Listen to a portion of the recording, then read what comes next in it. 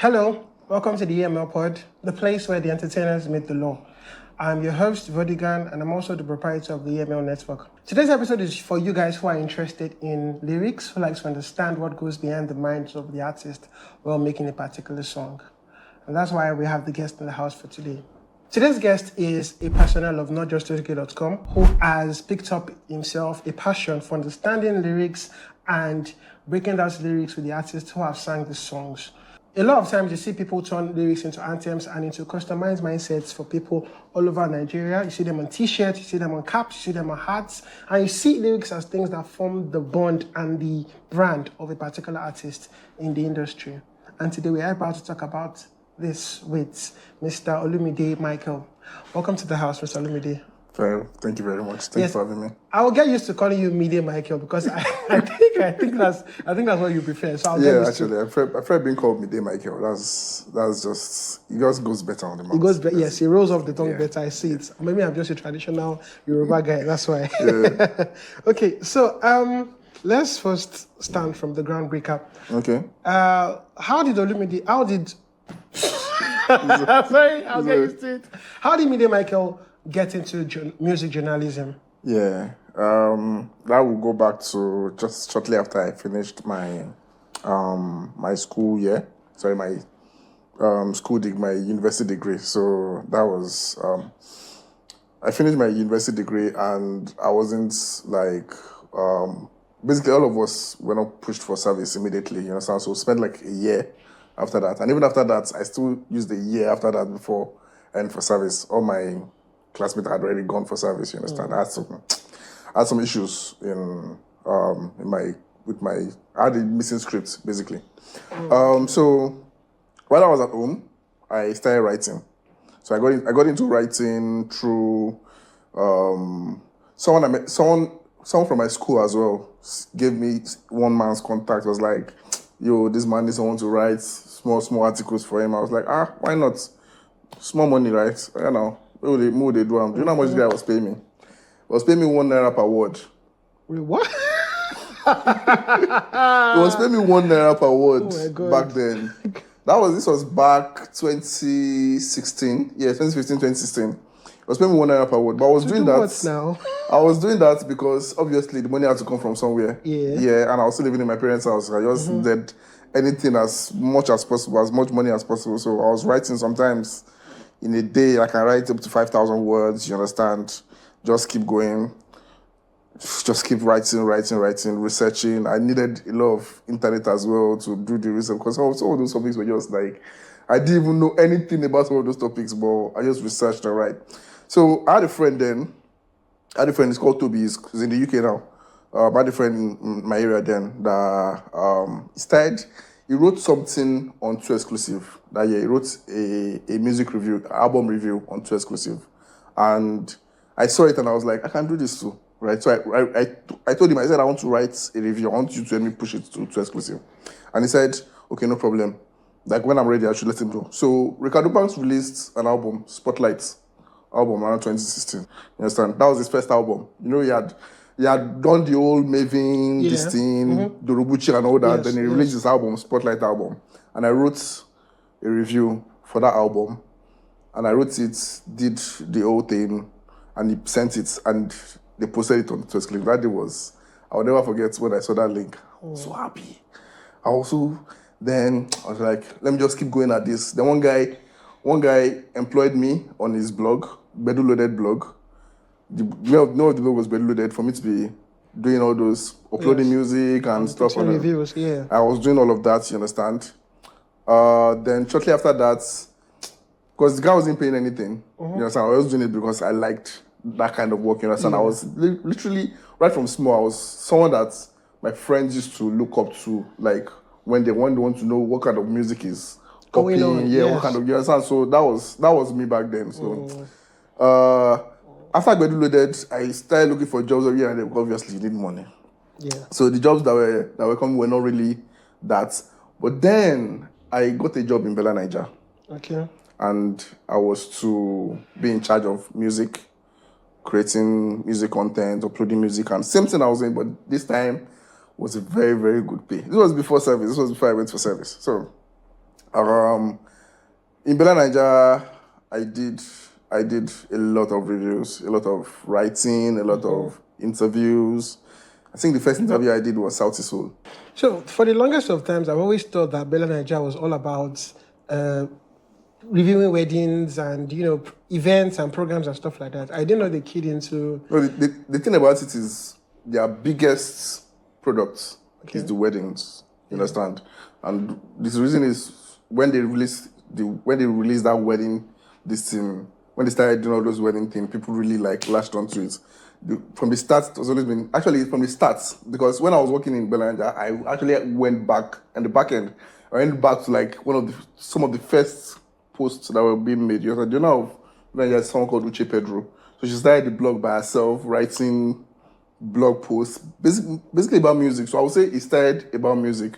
But I think her sister was the one that started the old Bella Nigeria things. She's called Nkechi. Okay. Started the old Bella Nigeria weddings thing, you understand? And then that's just blew up from there. Yeah. So that's like their biggest products. Okay. So, but they have other things. They have other, so they do music, events, coverage, and all those other things. Okay. So yeah. I worked in Bella Nigeria for a year and a half. Doing all these things.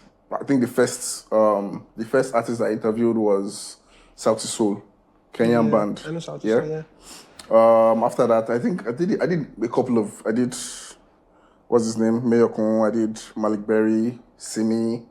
I did a couple of interviews then, but majority of them were not like physical interviews. Yes. They were like you send questions and they send answers back and you just do this and put it up. You understand? Just like a couple of them were like Southie Soul was physical because they were in Lagos at the time, were to do Instagram Live, but the network there was very bad, so we just recorded it and posted it after. Mayokon 2 was physical. I think those were the two that I can't remember that were like physical, but the rest were like, then I also did some other programs on Bella Nigeria Music. Then I had the gospel music segment, I had the rising artist segment and all those other things. And I also had my own piece called Musically with Michael, because I was not Mide Michael then, I was just Michael. So you really like letter M. Yeah. So I was going by Michael then, and after like a year and a half, I left Bella Nigeria, and that was when I started serving, right? So I went into service year, did service year a bit. But yeah, you asked how I got into. Yes. Yeah, that's pretty much how I got into. Yeah, that's interesting. So it was more of a delay is not denial situation. Where out of the there's this Bible passage that I like a lot that says that out of the eater came something to eat, out of the strong came something sweet. Yeah. So out of that time where you had to be strong, you found something sweet. You found your sweet spot. There has been quite a lot of times like that, bro. So I mean, of course, that's the testimonies we tell ourselves. Yeah, it's through the hard times that the silver linings come up, and definitely. I mean that's very admirable to hear. So now, you are part of Not Just Okay. Yeah. What drew you to the Not Just Okay team? Because now, I remember Not Just Okay. They were the groundbreakers when it comes to music sources. Because while I was in university, once you hear things like exclusive to notjustokay.com, you knew that it was a banger. Do you get? Back then, and you had top music coming from there a lot of times before the other ones came in. So exclusive, Nigeria Loaded, Lagos Loaded, Jaguda.com. So I knew all this side, but I knew Not Just Okay was like the creme de la creme of all of them. Yeah. So that was what we knew them as. Do you understand? So, like, what drew you to their establishment? What drew you to work with Not Just Okay.com?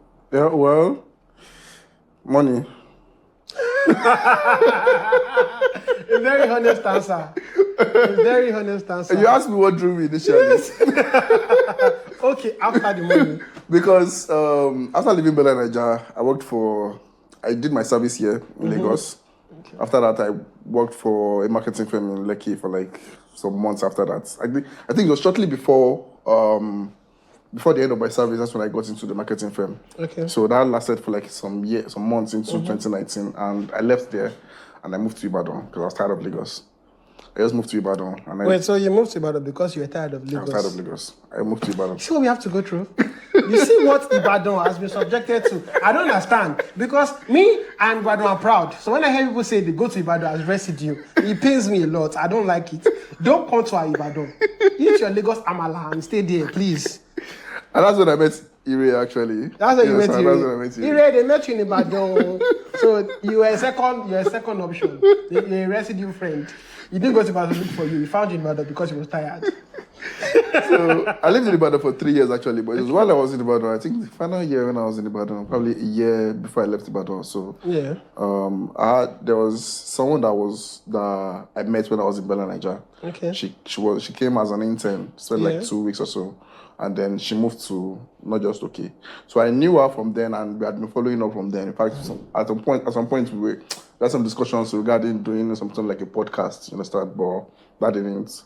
But she had already moved out of the country as at then. But she messaged me, it was like, because she knew the kind of work I was doing for Bella, and she was like, don't want to come and do the same thing. You're Not Just Okay. That's writing, uploading music, and all that. Reviewing it, yeah. And I was like, sure, something I've done before, sure. Why not? And I needed the money at that point. Because I just left a company. I was working for a law firm doing social media for them. You're working for a law firm? In Ibadan, yes.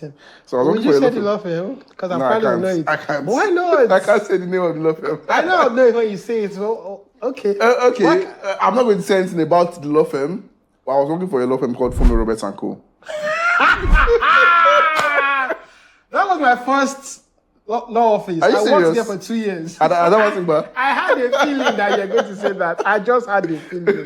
Yes, I worked there from 2018 to 2018. I started January 2018. I left there towards the end of 2019. Okay. That's where I worked. Okay, I worked there in 2020. Because I know when you said you did social media stuff for them, yeah. I know a particular law firm that is so big on it, and they are the one big on it. So I wanted you to see it because I had a feeling it was going to FRC. Shout out to FRC. Yeah. So I left there, and then shortly after that, Linda, that's the girl, reached out to me. She was like, "Do you want to join Not Just Okay?" I was like, "Fine." And I joined, and I was doing the work. But after a point, I won't lie, I wasn't feeling it. I wasn't feeling that part. I wasn't feeling doing the blog or writing. In fact, right now I'm not writing again. Like I've stopped writing, except for small when. Why did you stop writing? I just felt I needed to do something more practical. Okay. I needed to practicalize more. Yeah. You understand? Because when I was in school, I noticed that the best courses. I studied theater arts. Okay. I used that my best courses were the ones that we needed to rehearse, we needed to do practical, and I was always there, you understand? So the whole writing, theory, and all that is fine, you understand, it's important, but at some point I felt like my mind was not in it anymore, okay. You get? So I just decided that, okay, I was going to stop writing. And I was managing artists as well. Okay. I was managing artists, so I decided to just leave the writing part and just focus on that. Sure. Even though I've stopped managing artists now. So after about a year, I left Not Just Okay. Okay. So I joined Not Just Okay 2021. Early 2021. I left beginning of 2022. So like a year. And like a year after that, the owner of Not Just Okay reached out to me. Okay. Himself, you understand? It was like, we wanted us to work together on some things, you understand? Because I told you I manage artists, and I also do A&R work. So it was like he needed me to come on. And even when I came on board, I started with social media, you understand? And it wasn't Not Just Okay. It was Not Just Okay's, what is it called? Well, not a subsidiary, but just like a company, subsidiary, a label. Under Not Just Okay, you understand? They have a label, you understand, called Afronext, you understand? Okay, Not Just Okay have a label. They have a label? Yeah. Okay.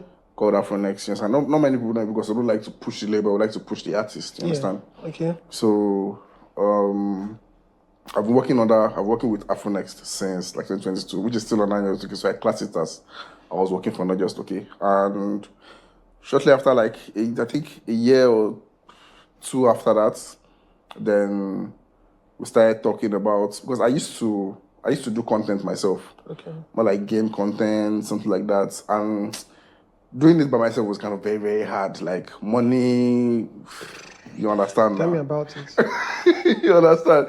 Just trying to get guests, it was so freaking hard. After a while, my YouTube page is still abandoned now, but that was something I've always wanted to do, like going into content. So he came up with the idea of let's do original content for Not Just Okay. So this is they have Not Just Okay has a YouTube channel already. You understand? Yeah. But most of the content on that YouTube channel were normal news stories. Sometimes it's not original content. So this one is content that Not Just Okay is creating for themselves on a separate channel called Not Just Okay Originals. You understand? So Not Just Versus is basically the first content, first type of content under Not Just Okay Originals, because more content is going to be like introduced along the way. You understand? Right. So with all these things you've explained, a key question I'd like to ask is, what is now, since you've gotten a draw from the, what's the word to use? You've gotten a draw from the practical side of music away from the theoretical part of writing. What is your main niche in the music business? My main niche in the music business right now, as I speak, is A&R. A&R, okay. A&R, and content producing. Okay. You understand? So I'm a content producer. Basically, I produce content like the Not Just Verses. I produce visualizers. That's for artists, or music videos for artists. You understand? Yeah. So I do all of that. And you were a manager before, right? Yeah. Good. So because I used to try to explain a distinction between that. A lot of artists upcoming make a lot of mistakes. Yeah. Now, the mistake goes like this. The fact that, let me give you a practical example. The fact that Jada P is an excellent manager and does good work doesn't mean that she might be a better, how do I put it, selector of music or judge of good music and marketable music than somebody like Bizulo Shikoya or yourself. True. So that hammers on the point that as an artist, you must do well to distinguish your manager from your A&R. Your manager is the person who takes your brand to use it to make money.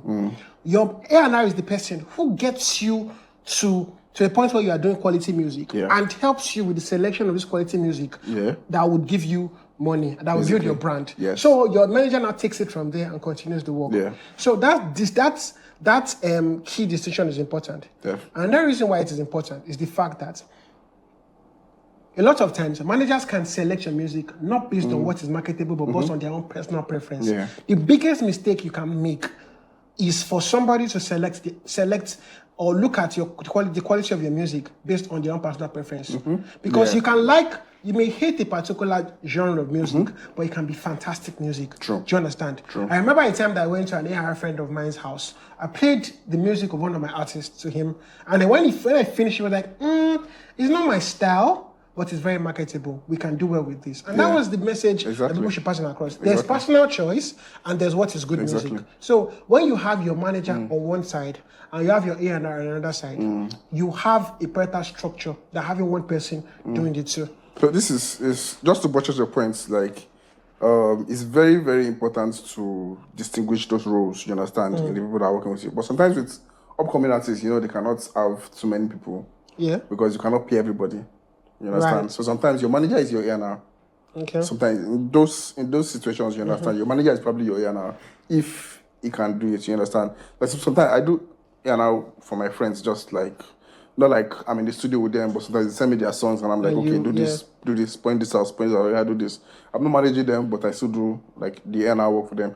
Their manager could also, when I was managing, I was also doing A&R work for my artists, you understand? So it's not like one or each. Sometimes it can be Sometimes manager can be an A&R. Sometimes manager can be a booking manager, can be a road manager, it can be anything. You understand? But you just have to identify those roles. You understand? Can this person do it? Or not? That's the most important thing. Yes, because I agree that sometimes the managers and the A&R, being a manager and A&R can be mutually exclusive. You understand? But at the same time, you have to be sure you can do both. Definitely. Can you be a manager? Yes. Can you be a good A&R? Yes. Good. But if you can't, then do the one that you function best at than having the two, because you can mess up a lot of things. Definitely. And it's mistakes that artists make a lot in the industry.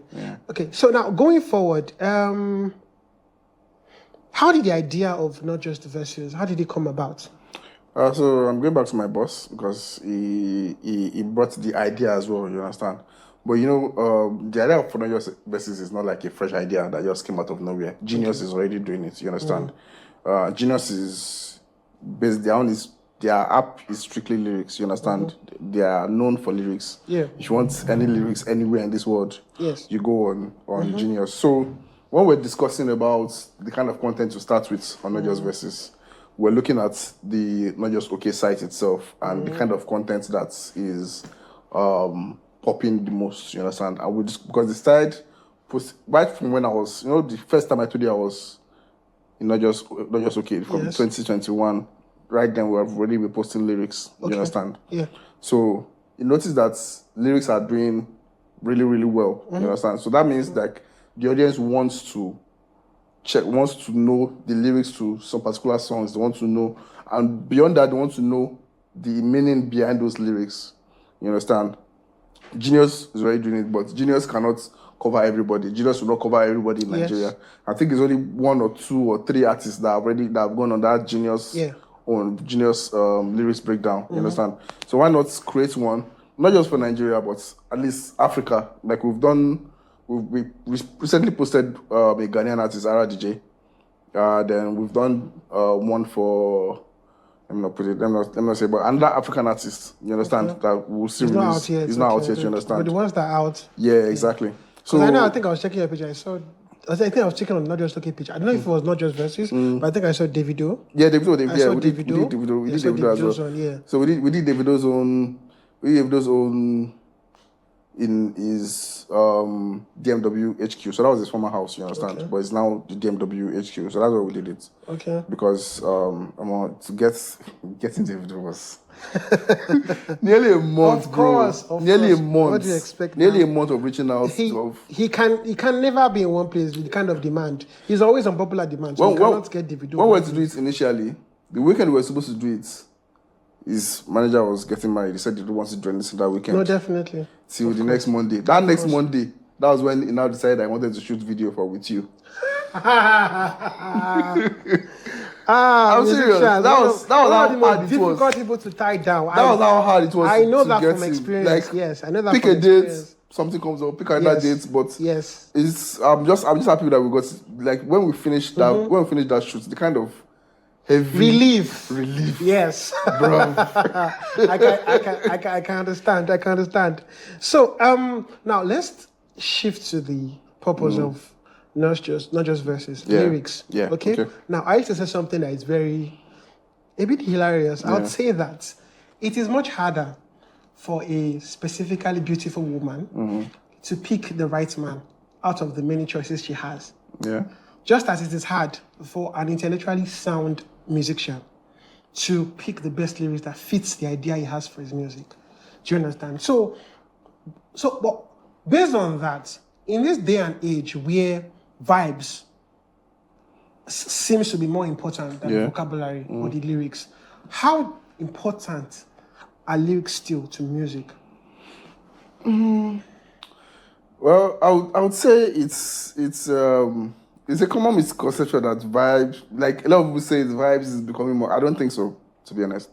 I think lyrics are still very much important, and this Not Just Verses, like doing this Not Just Verses actually opened my eye to that. You understand? There are some songs that you think that, what is this singing in a song? But when it comes on and it starts explaining them, you'll be like, oh, there's something Good there. message, yeah. You understand? There's a message there, you understand? Sometimes, and this is why I feel like the lyrics need to actually be there from the start when you release, because sometimes when artists release a song or they release an album, sometimes you cannot find the lyrics for like some weeks. You understand? You just have to listen to it first, and you're just like, oh. Sometimes, because everybody's attention span now is very, very low. Small, yes. You understand? If you listen to a song, you don't like it, skip. You're out, and you might not go back to that song again. So some people listen to a song for the first time without the lyrics, and they'll be like, that's one thing with that's one thing that's always been with me. I've always wanted to read the lyrics to understand the song, and even with movies, like I cannot watch movies where subtitle no day. I cannot. Based on that no day movie, I will just look at like this and it go tire me. You must be an old man. The way I said so, the reason I said so is because when I was young and I was in high school, we always bought these lyrics books because we're so intrigued to know what the artist is saying. I say, I know this song past you. I bought lyrics books. Now wait to make sure you would do it now. Like Chunky still beautiful girl. You understand? Now wait to make me buy. You understand? Book. Like when that song particularly, when I knew the lyrics of it, I started playing it over and over again because I could relate based on what happened. All the time I'd just be singing, "Your way to beautiful girl." Exactly. Like I want to know what. And then when I saw the message that he's saying it because he feels that you're still beautiful and she'll never focus on him, yeah, never work. Yeah. It made so much sense. Exactly. And because of it, I'd always been somebody who wants to understand the message behind the song. Now, here's why. I believe that every single song should tell a story. No matter how bizarre the song is sounding. Yeah. Okay, look at in all the mumbo jumbo of Free Madness by Terry G. When it got to the part where he said, "People will get to this beat, they're for outside." Everybody knew that he was talking to Malam Spicy. Exactly. And they are beef together. So it's always important to pass a particular message. That's why a lot of the most impactful and best artists are those ones who tell stories. I give you Johnny Drill. I give you Fouls. I give you Ladipo. I give you Simi. Their music, there's always a message that you can easily get in the stories they are telling. You listen to Smile For Me. You listen to Wait For Me by Johnny Drill. You are hearing a story. You see the video and see the storyline of what they're talking about. Everybody gets to relate to it, and it's heartful. It connects you with your audience. Do you understand? Yeah. So that is where I will sit with you on that part, where lyrics are still very important. Yeah. So one thing I also want to say is lyrics are important, yeah. But I feel like we put a lot of emphasis on lyrics without understanding that there's one thing about music is that there are different parts to music, and the fact that one part of your music overshadows the other part doesn't mean that song is not good. It's not good, yes. You understand? So you have the vibe, you have the melody. That could come from the producer. Sometimes you feature an artist on a song, and that artist collect the song for your hand because now in parts, better pass. Better pass, yes. There are some songs we say that the producer parts. Better pass. And that's where the vibes come in.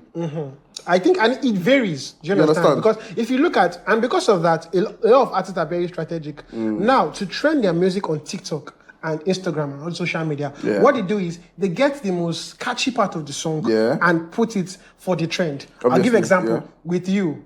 Dun, dun, dun, dun, and then my darling by sweet melody, and it goes tan tan tan tan tan. You see people trying to focus it, or even more popularly, this gospel song by Gaze Baba. No, I can never turn back. Oh, that's like literally around. It's not how the song starts, but it's a very trendy part of the song. And because of it, because people understand that, these artists understand that the attention span of every listener is low. Very low. So after the first 1, 2, 3 seconds of a particular clip must grab your attention. If not, skip. So because you understand this, they always find that best part of the song and put it. So because when you now listen to that best part of the song, you now go, okay, I want to hear this whole song. You cannot patiently listen to the song till it gets to that interesting part. And I mean, I think that's what you're trying to point out there. So lyrics is still very important. Very important. But so I think it just means that it's like a music in this area is more of this growing on you thing is a real thing actually. And the way it grows on you is that let the song catch you first. Let the vibe catch you first. When the vibe catches you, you will now go back and listen to the full song. Exactly. After listening to the full song, the lyrics will now pass you the message that the artist is trying to get. So it's not as if it's vibes over vocabulary. It's just that vibes catches you first, then the vocabulary follows and grows on you. I think that's the whole message that this passes. And I think that's okay actually, because things evolve. The digital age is makes things so fast paced now. Because look at it, in the olden days where we had to rely on radio to release music, we hear the song first on radio. It's coming out like this. Because of it, we want to hear the whole song to catch everything. But because of how cheaply you can get music, when I mean cheaply, easily, open your Spotify, search it and play it. Because you can get it readily and easily, just that you're not really so desperate to hear every single lyric, every single song at the first point. Imagine when the song comes on. You say, come, they're playing the song, go. And you have to rush because you know once the song finishes, you're not hearing it again until they play it again and that day. Do you understand? So you focus on every song. Now, I can get it anytime. And anything that is in common demand, people don't really value the whole of it. Do you get? So I think that's the whole idea towards it. I mean, I like this because I was watching your interview with Davido on Not Just Talking, and where he was breaking down where he got Sweet Fanta Diallo from. And I was smiling and laughing because that's a very funny part of the song. I like it. Yeah. That's like my favorite part of the song. Once I hear Sweet Fanta Diallo, I just start laughing again. So when he was talking about it, I was just listening. I was like, So there's always a story behind. Yeah, there's a story behind everything, you understand? There's a story behind everything. Yeah. But it's just sometimes with the audience, they're not really like patient to like get the full story. You understand? And there's sometimes they may not even understand the reason behind it. Because there was a time where anytime Ricardo Banks sang this song, Catapult, he starts crying. And you just see him start crying. If they like a fire catapult, probably like but nobody understood personal story behind it. Yes, nobody understood why Ricardo Banks was crying, but he did. So because he wrote this song, he did. So until he explains and points out these things to you, you can now resonate with it and now relate with him and maybe have some empathy level. So I think it's a very good thing that Not Just Verses gets to do this, and so that you can sit down and say, this is what it means. Now, there's a funny one. Sorry. So I was watching Afrobeat Intelligence by Joey Akan, and it was when he did live. I don't know if it was before he started the main episodes. He had Odumodu Black on set, and they was asking Odumodu Black, what's the idea behind this song, Blood on the Dance Floor? And he started explaining that from the beginning of supposing I follow with my career like this and that. And he started explaining that he was not just talking about the woman, he was talking about music industry. And he explained that. And it made sense. A lot of people say that's cap, but his explanation actually made sense. Yeah. So I think you get to get different angles from them when you do this thing. So I think it's something that, so the intellectual minds, the people who are actually inquisitive about music, Not Just Verses, is something that would be very educative for a lot of people who watch. And that thing for Not Just Verses is documenting culture and stories behind the songs, because all those breakdowns are going to be there for a long time. Yes. You understand? They're always going to be there. Anybody wants to go back and say, oh, this song from so time, what is it about? They'll point you to Not Just Verses. Say go there, and you will hear what it's about. You understand? So. That's powerful. So please stay tuned for more from Not Just Verses to get this full gist behind the songs that you hear every time.